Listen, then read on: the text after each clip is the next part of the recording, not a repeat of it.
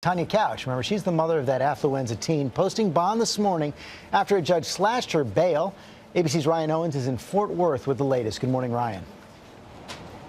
Good morning to you, George. She is expected to walk out of this jail in just a couple of hours.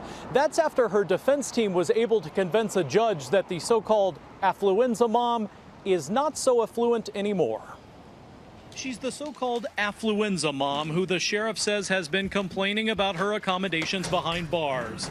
This morning, Tonya Couch may get to leave. This Texas judge reducing her bond from a whopping $1 million to $75,000 after she pleaded not guilty. We're talking about a third-degree felony here. We're not talking about a capital murder. And I got to make my decisions based upon the law and that alone. The judge pointing out Tonya Couch is accused of a nonviolent crime, hindering the apprehension of a fugitive, namely her son Ethan. The duo disappeared last month after video was posted online of Ethan at a party where others were seen playing beer pong.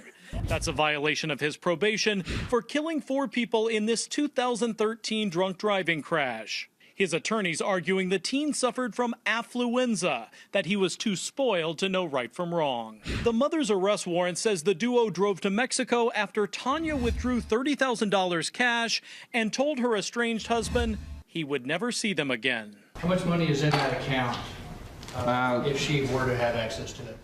Last time I saw it was negative $99 billion. Couch's older son, Ethan's half-brother, told the judge authorities have frozen his mother's bank accounts and that she owns no property, that it all belongs to her soon-to-be ex-husband. He says if released, his mom will live with him. The judge ordering she'll have to stay at his house except to meet with her lawyers or doctors, wear a GPS ankle bracelet, and pay back the county the more than $3,000 it cost to fly her back to Texas. So what about Ethan? Well, he is still in Mexico this morning. He's fighting extradition. Next week, there will be a hearing here, whether he's here or not, to determine if his case will finally be moved to adult court.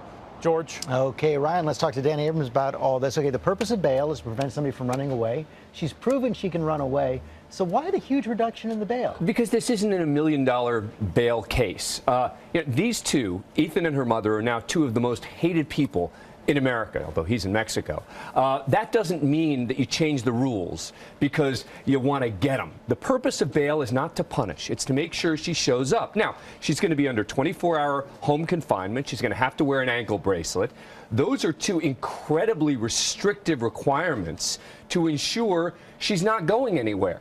And so, to be honest, this actually makes a lot of sense that it's much more realistic at $75,000. Shouldn't have been $1 million. I don't think so, no. Yeah. And meanwhile, you've been scratching your head over this decision by Ethan just to sit there in Mexico and fight extradition. I have no idea what he's doing there. I mean, he's in a detention center in Mexico, not serving the 120 days max he could possibly get here in the United States. Now, is it possible a judge will give him credit for that? Maybe.